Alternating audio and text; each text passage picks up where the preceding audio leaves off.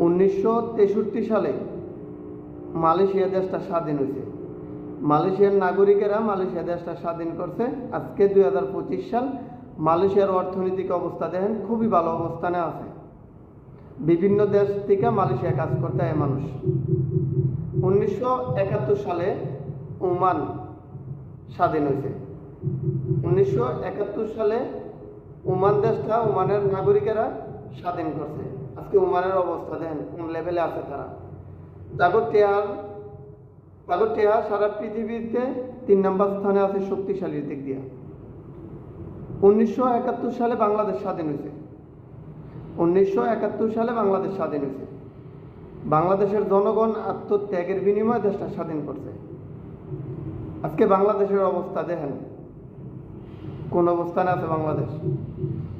আসলে বাংলাদেশের এমপি মন্ত্রী সরকার যারাই ক্ষমতা চাইছে বা আইব তারা সবাই জনগণের সাথে বাটপারি করে, সবাই। কারণ ক্ষমতা দাওয়ানোর আগে এক কথা কয়, ক্ষমতা যাওয়ার পরে আরেক কথা কয়। বাংলাদেশের যত মানুষ আছে সবাই দাসত্ব পছন্দ করে, রাজত্ব পছন্দ করে না।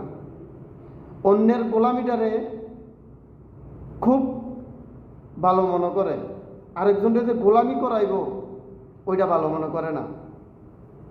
আমাকে বাংলাদেশকে এরকম যে ভালো করার স্বপ্ন দেখায় তারে ওই পারে ফাটাই দেয়। বাংলাদেশে থাকার দরকার নাই তার। আজকে মানুষ মইরা গেলে কবর পাহারা দেয় বাংলাদেশ, জীবিত থাকতে কোনো খোঁজ খবর নাই। আজকে বাংলাদেশের এমপি মন্ত্রীকে নিরাপত্তার দরকার হয়, আমরা মানুষ না। বাংলাদেশের আমরা সাধারণ মানুষ, আমরা মানুষ না যে আমাকে নিরাপত্তার দরকার হইব।